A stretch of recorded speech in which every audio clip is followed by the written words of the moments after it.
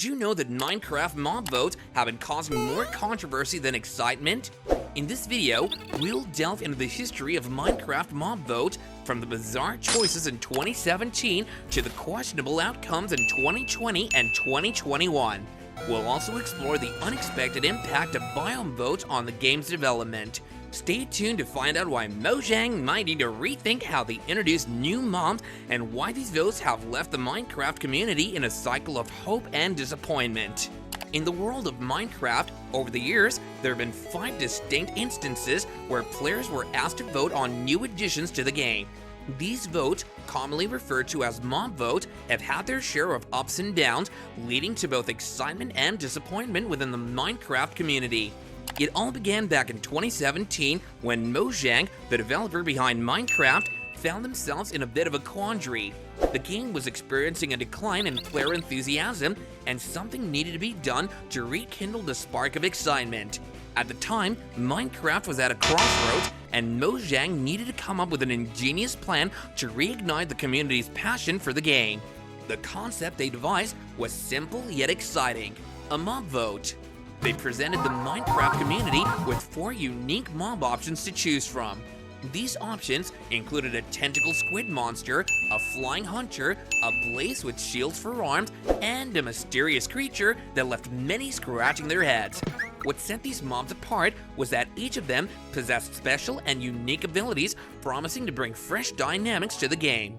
On the surface, the idea seemed flawless. The community was given the power to shape the future of Minecraft, to have a say in the game's development, and to influence the creatures that would populate the blocky world.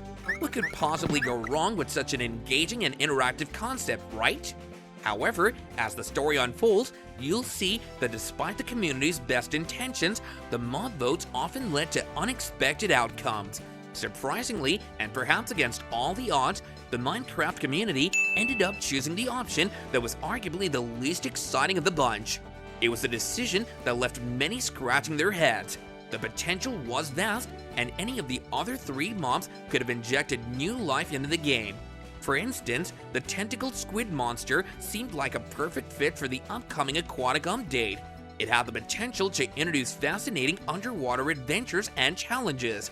The blaze with shielded arms could have added an extra layer of complexity to the nether fortresses, which, even to this day, feels somewhat barren.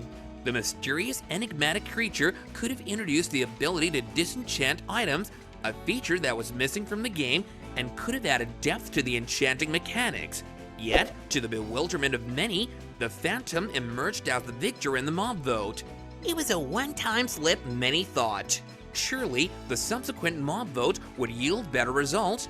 However, this initial vote wasn't an isolated incident.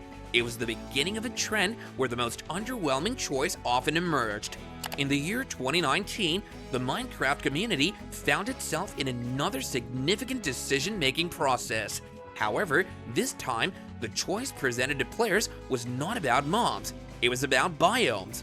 Mojang decided to switch things up and introduce Biome Votes. While this shift was intended to diversify the game world and add new dimensions to Minecraft's landscapes, it also brought its set of challenges and revealed the close connection between biomes and the mobs inhabiting them. The 2019 Biome Vote allowed players to decide which biome would be added to the game, and in doing so, they directly influenced the types of mob that would inhabit these new environments. The options presented were the desert, the savanna, and the taiga. Each biome had its own unique characteristics, but the deciding factor for many players seemed to be the mob associated with the biome. The taiga, with its charming and playful fox, emerged as the chosen biome. While the fox was undoubtedly adorable and endearing, it raised a significant question about the focus of these votes.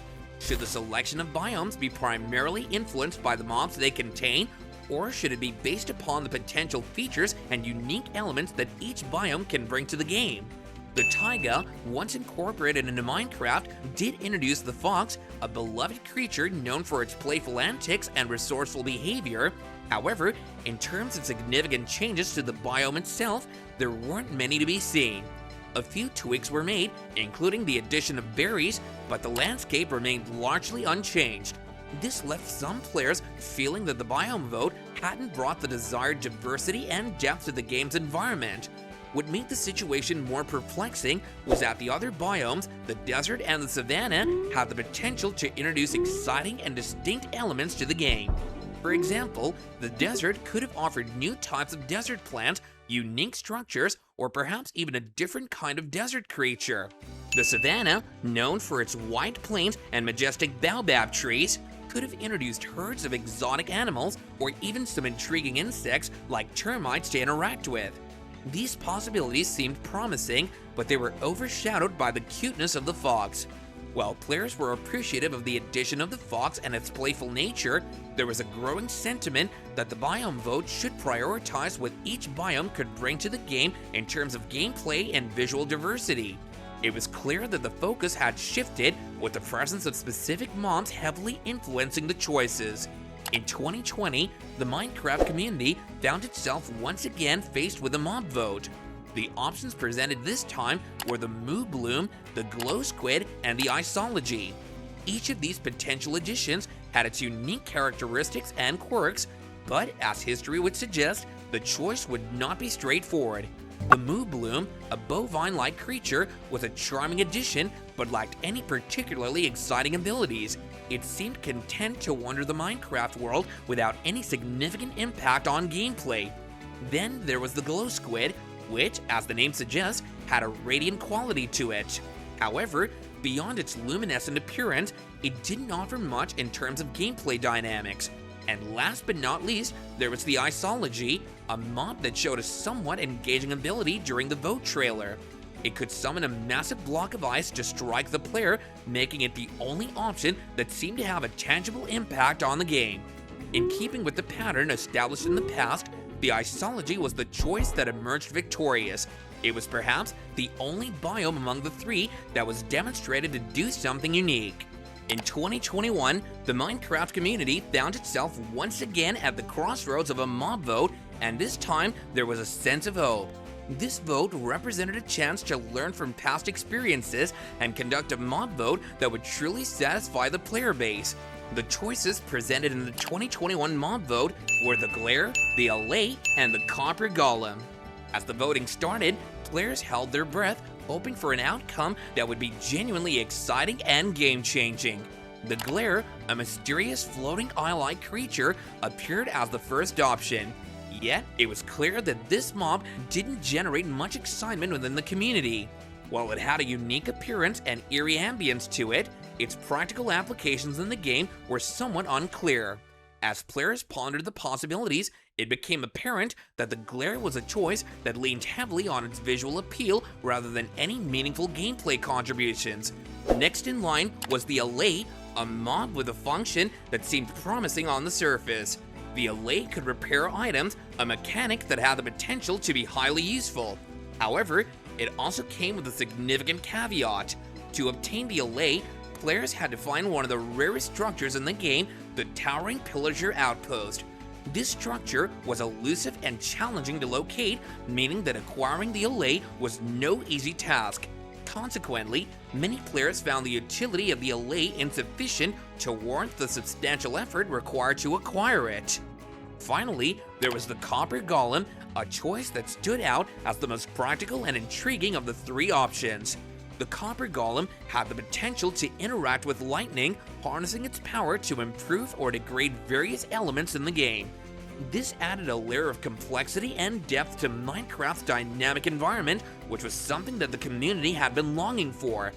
As the votes were tallied, the Copper Golem emerged as the victor, and on the surface, it seemed like a promising outcome. The community had chosen a mob with clear gameplay implications, and the hope was that this decision would finally break the pattern of underwhelming mob choices. However, as time had passed and players explored the game, a familiar pattern began to emerge. The Copper Golem's exciting potential was hindered by its limited presence in the game. Many players found it to be a rare sight, and its interactions with lightning, while interesting, weren't frequent enough to have a substantial impact on gameplay. This trend led to a sense of frustration and disappointment among the Minecraft community. While the mob votes were intended to empower players and engage them in shaping the game, they often left players yearning for more. It seemed that even when exciting and practical mobs were chosen, their presence in the game was too scarce to make a meaningful difference. Reviewing the outcomes of multiple mob votes and Biome Vote, a growing sense of disillusionment began to emerge. The trend of choosing mobs based on their visual appeal or specific abilities rather than their broader impact on gameplay raised questions about the direction of Minecraft's development. It led to a broader conversation about the role of player voting in shaping the game and whether there might be a better way forward. The disillusionment stems from the realization that, despite the best intentions of the community, the chosen mobs often fell short of expectations.